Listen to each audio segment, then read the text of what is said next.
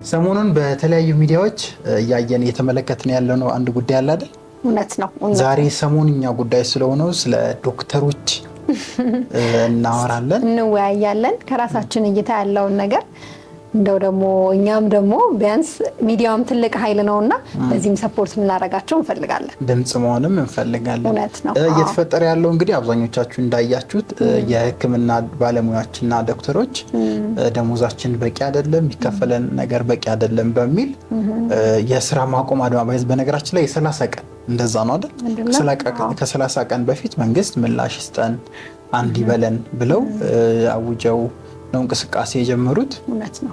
በዛም እንግዲህ እንቅስቃሴው አንድ ሁለት እያለ አሁን ላይ ስራ ማቆም አይደል?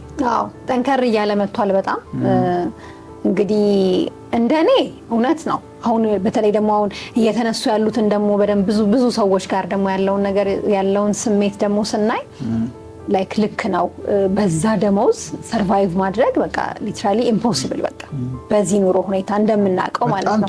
አዎ ላይክ በ8000 ብር ደሞዝ 16000 ብር የቤት ኪራይ እየከፈልክ ማለት አስማት ነው የሚመስለው ይሄ ሊትራሊ ማለት ነው። ከኑሮ አንጻር ያለው ክፍያ እጅግ በጣም አናሳ ነው ይታወቃል። አሁን ይሄ ከዶክተሮች ስለተነሳ ነው እንጂ አብዛኛው ከቅጥር ጋር ምናምን የሚገናኙ የመንግስት ሰራተኛ ስፔሻሊ በጣም እንደዛ ነው። ብዙ ጊዜ ደሞዝ አይበቃም። እኔም ተቀጥሬ ያውቀዋለሁ፣ ልምዱ አለኝ። አስተማሪ እያለክ እንዴት ነበር? ይበቃል? በጣም ከባድ ነበር፣ ቻሌንጂንግ ነበር። በቃ ትራንስፖርት ነበር። እንዴት ነበር ደሞዙ? በቃ ደሞዙ ትራንስፖርት ነው የሚሆነው። በቃ ከዛ ውጪ የለውም። ቤተሰብ ጋር ምናምን ስለምትኖሪ ትኖሪበታለሽ ምናምን። እውነት ነው። አንዳንድ ኬት ቀዳዳ እንደሚሸፈንም አይታወቅም። ከላይ የመጣ ነገር በተአምር እንደሚባለው እና የአሁኑ ግን በጣም ፓወርፉል ነው። ያገረሸ ነው። የሆነ ውስጡ ቁጣ ያለው ይመስላል አይደል? እውነት ነው። የሆነ ሰው እንዲሆነ ነገር መሩት ረጅም ዓመት ልክ ነው። እና አሁን ቪዲዮዎች ላይ እያየሁ ነበር ሚዲያ ላይ ሆስፒታሎች ባዶ ናቸው። ታማሚዎች በጣም እየተሰቃዩ ነው። እናቶች ወላዶች የተንገላቱ ነው። ትክክል ነው አይደለም የሚለውን እኛ ጀጃ እናደርግም፣ ግን እንደ ሰብአዊነት የኔ ጥያቄ ቢሆን በዚህ ኑሮ ውድነት የሚከፈለኝ ደሞዝ በጣም የሚገራረሙ ስቶሪዎችን እየሰማን ነው። ትንሽ ደሞዝ ያላቸው ሰዎች ላይ የደረሱ ነገር ቅድም እያወራን ነበረ። ሚስቴን ያረስኳት በሽሮ ነው የሚሉ ስቶሪዎች፣ ኢቭን ለቤት ኪራይ መክፈል አቅቶት ዲዩቲ፣ ሁልጊዜ ዲዩቲ። ያው ዲዩቲ እንግዲህ አሁን ማታ ነው የሚታደረው አይደለ? ሶ ዲዩቲ ሳይሆን እንኳን ሙሉ ለሙሉ በቃ ሆስፒታል ውስጥ የሚያድር ኦልሞስት መኖር ማለት ነው። ሆስፒታል ውስጥ መኖር ማለት ነው የተጀመረበት የቤት ኪራይ መክፈል አቅቶክ ማለት ነው። ሶ አሁን በዛ ኢነርጂ ሆነክ እንዴት ነው ሰው የምታክመው? በዛ ኢነርጂ ሆነክ እንዴት ነው ሰው የምታክመው? እንዴት ነው ሰው የምታድነው? ማለት ሰው ለማዳን እኮ አንተ መጀመሪያ መዳን አለብህ። ራስን ቢያንስ መንከባከብ፣ ጥሩ እንቅልፍ፣ ጥሩ ምግብ ማግኘት። ጥሩ ምግብ ብላ እያልክ ራስህ ሳትበላ አይሄድም። እውነት በጣም ከባድ ነው። ዶክተር የሆነ ስቶሪ እያየው በቃ ቁርስ መዘለል ከጀመርኩ 1 ዓመት 2 ዓመት አልፎኛል አለና ጸሎት ጥሩ ነው እላለሁ፣ ጾም ጥሩ ነው እላለሁ እያልኩ ራሴ እንደዛ እያልኩ ሸውዳለሁ።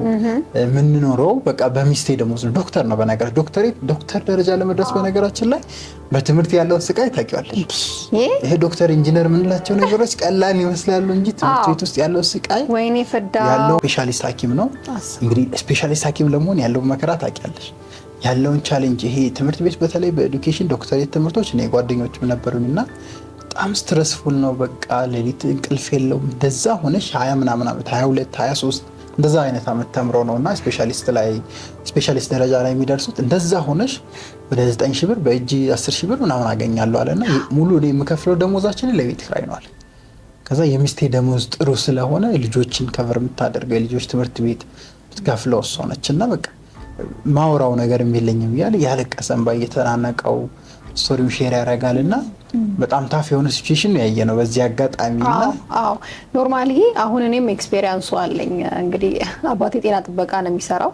ሶ ማለት የነበሩን ነገሮች ላይክ ብዙ ከቤዚክ ነሰሲቲዎች ብዙ የሚያልፍ ነገር አልነበረም እውነት ለመናገር እና እኔም ደሞዙን አውቃለሁ ከ20,000 ብር በታች ነው። በዚህ እኔም አባት የጤና ባለሙያ ነው እና ከቤዚክ ነሰሲቲዎች ብዙ ያለፈ አልነበረም። ኦልሞስት እንግዲህ 20 ዓመት አካባቢ ጤና ጥበቃን አገልግሏል። ሶ 20 ዓመት ላገለገለ ሰው ያውም ያን ሁሉ ኤክስፒሪየንስ ላለው ሰው ከ20,000 ብር በታች ደሞዝ በጣም ፌር አይደለም ሊትራሊ ማለት ነውና ብዙ ሌሎች ስራ ላይ ያሉ ሰዎች የተሻለ ይከፈላቸዋል። እንዲያው በቃ በተለይ አሁን የአሁኑ ዘመን ስፔሻሊ አሁን ቲክቶከሮች ምናምን ብታይ እሱማ ሌላ ታሪክ ነው የሚሆነው። እና አይ ቲንክ በአንተ በኩልም እንደዚህ አይነት ኤክስፒሪየንስ ያለ ይመስለኛል። እኔም አባቴ የጤና ባለሙያ ነው። በዚህ አጋጣሚ አሁን ይህን ጥያቄ ዶክተሮች ስላነሱት እንጂ መምህራን ጋር ብንሄድ ያለ ጥያቄ ነው፣ መንግስት ሰራተኛ ጋር ብንሄድ ያለ ጥያቄ ነው፣ ሁሉም ጋር ያለ ጥያቄ ነው። አትሊስት በቃ ነገሮች መሟላት አለባቸው። ቤዚክ የሚባለው ኔሴሲቲን የሚያሟላ አይነት ገቢ ያስፈልገናል የሚል ነው። ቤተሰቦች እናንተስ ያላችሁ ሀሳብ እስቲ እዚህ ላይ ምን ይመስላል? የዶክተሮች ጥያቄ ላይ እኛ ትክክል ነው፣ ምንም ጥያቄ የለውም እናምናለን። ጥያቄው ከጥያቄነት በዘለለ ደግሞ ምላሽ ማግኘት አለበት።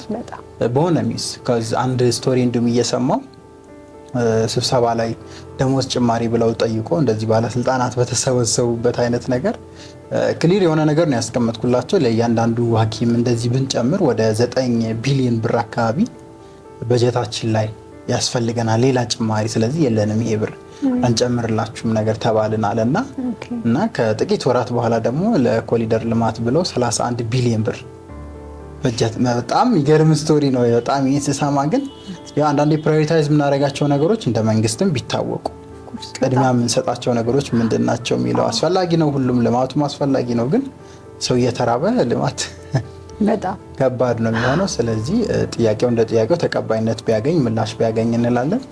ግን ሐኪሞች ደግሞ እንደ ሐኪም ምን ማድረግ አለባቸው?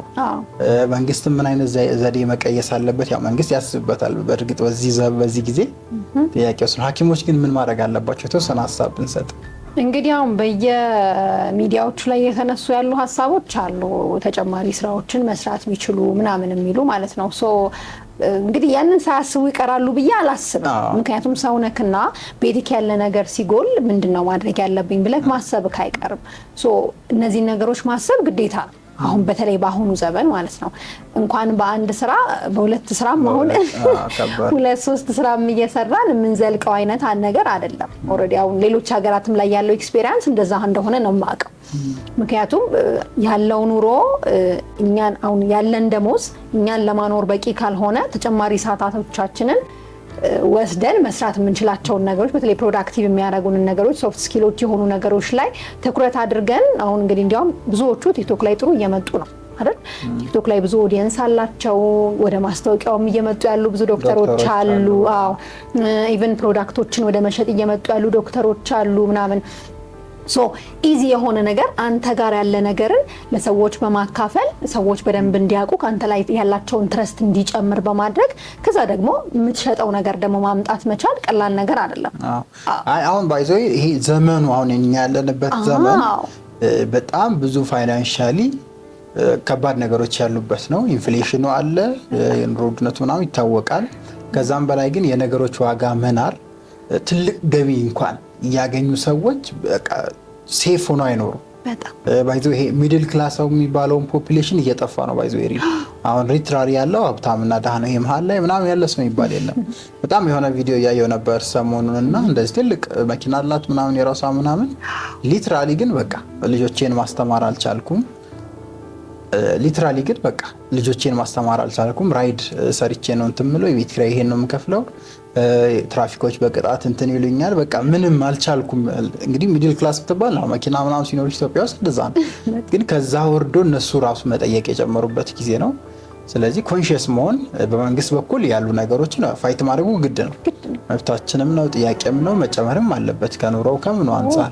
ከዛ ውጪ ግን ራስን ማብቃት ደግሞ ሁለተኛው አሪፍ መንገድ ነው። እንዳልሽው በቃ ፊክስድ አድርገን ራሳችንን ቦክስ ውስጥ ካስቀመጥን ስኪላችን ላይ ካልሰራን በጣም ተፈላጊ ሰው ሆነን ካልወጣን ዘመኑ ራሱ በቃ ይኮረኩመናል። በጣም በገቢ ይኮረኩመናል። አንድ ስራ ተሰርቶ ብቻ ራሱ መቀጠል በጣም ከባድ ነው የሚሆነው። ስለዚህ ስፔሻሊ ዲጂታል ዘመን ላይ ነው ያለነው። ሐኪምን ማይፈልግ የለም። ሶሻል ሚዲያ በዚህ አጋጣሚ እኛም ሃፒ ስቱዲዮ እናግዛቸዋለን። እውነት ነው። ኮንቴንት ክሬት ማድረግ ለሚፈልጉ በዚህ አጋጣሚ እኛም እናግዛቸዋለን። ኮንቴንት ክሬት ማድረግ የሚፈልጉ ሐኪሞች ካሉ ዶክተሮች ካሉ እውቀት የህክምና እውቀት ይሸጣል። በነገራችን ላይ በጣም ሰውን ካገዝ ሰው ለመክፈል ዝግጁ ነው። ስለዚህ ፍሪሊ ኮንቴንት ክሬት እያደረጉ ሶሻል ሚዲያ ላይ ኢንፍሉዌንሰር እየሆኑ በዛውን ፓኬጆችን እያዘጋጁ መሸጥ በእንደዚህ አይነት ገቢያቸውን ከፍ እያደረጉ ሞር ደግሞ የተስተካከለ ነገር እስኪመጣ ቢታገሉ። ያው ትግል ነው ላይፍ። ምንም ነገር አሪፍ ሁሉ ነገር አሪፍ ሆኖ አንቆይማ። ጥሩ ክፍያ እየተከፈለን ዘና ብለን እየኖርን ምናምን አንቀጥል። ሐኪምም ሆነን ፓይሌትም ሆነን ነጋዴም ሆነን በቃ ቻሌንጅ አለ በህይወት። ግን እንደዚህ ፊት ለፊት ላይ ላይክ እንዳንኖር የሚያደርገን እንድንራብ የሚያደርገን ቻሌንጅ ሲሆን ደግሞ ፌስ ማድረጉ እንደዚህ መውጣቱም ትክክል ነው። በጣም አንዱ ፖይንት የምንለው ሶሻል ሚዲያ ላይ ራስን ማብቃት መቻል፣ ራስን ማውጣት በቃ ትልቁ አሁን ማምለጫው መንገድ ነው ብዬ አስባለሁ። ምክንያቱም ኢራው የሚጠይቀን ነገር አለ። የሚጠይቀን ነገር ቤዚካሊ በጣም ራሳችንን እንድናወጣና ቫልዩዋችንን እንድናሳይ ነው። ሶ ቫልዩብል ነገር ለመስጠት ራሳችን ሬዲ ካደረግን ያነበብናቸው ያወቅናቸው እውቀቶች ራሱ ለሰዎች በጣም ቫልዩ እንዳላቸው ላይክ ሶሻል ሚዲያው ያሳየናል። ሶ አንተ ትንሽ ነው ብለህ ያሰብከው ነገር ሰዎች ጋር ሲደርስ ግን የምር ለውጥ ሊያመጣ ይችላል። ሶ የራስ ምታት መድኃኒቶች ብትል እያንዳንዱ በተለይ ሆም ሜድ ሊያረጓቸው የሚችሏቸው ነገሮች እንደዚህ ቢያማችሁ እንደዚህ ታረጋላችሁ ከሚል አድቫይስ ጀምሮ የተለያዩ ሕክምናው ላይ ያሉ ነገሮችን በደንብ አድርጎ ለሰው ማስረዳት ቢቻል ለሰው በደንብ ኦፊሻሊ ሰው እንዲረዳውና ተግባራዊ እንዲያደርገው ቤት ውስጥ ሆኖ ሊያረጋው የሚችለውን ነገር በደንብ አድቫይስ በማድረግ አንተን ብራንድ ቢውልድ ታረጋለህ። ሶ ያ ብራንድ ደግሞ ብራንድ ይሸጣል። በቃ ይሸጣል። ዲስቴስ በጣም ይሸጣል። ብራንድ ግን ያው ይሸጣል። ቀላል አይደለም። ወይ አይደለም። ልፋት ይጠይቃል፣ ስራ ይጠይቃል፣ ጊዜ መስጠት ይጠይቃል፣ እቃዎች ይፈልጋል፣ ገንዘብ ይፈልጋል። ቢሆንም ግን ያው ራስን ለማሳደግ እስከሆነ ድረስ መስዋዕትነት ከፍለው መስራት ያለባቸው እንደዚህ አይነት ነገሮች ላይ አክቲቭ ቢሆኑ የሚል ሀሳብ እናስቀምጣለን። ዶክተሮች ያው የሁሉም የኢትዮጵያዊን ስሜት ነው ያነሳችሁት። በዚህ አጋጣሚ ሁሉም የኢትዮጵያዊን ጥያቄ ነው። አፍሮ ቤቱ ዝም ያለ ሁላ ድምጽም ከፍ እያደረገ እየጮኸ ነው በእናንተ ምክንያት። እናመሰግናለን። መንግስትም እንደ መንግስት ደግሞ ኃላፊነት ተሰምቶት አግባብ ባለው መልኩ እንደዚህ ነገሮች መልስ ቢሰጥ የሚል ሀሳብ እናስቀምጣለን። ከሰሞንኛ ሀሳብ ላይ ቆንጆ ሀሳብ እንደሰጠን ለዶክተሮች አምናለሁ።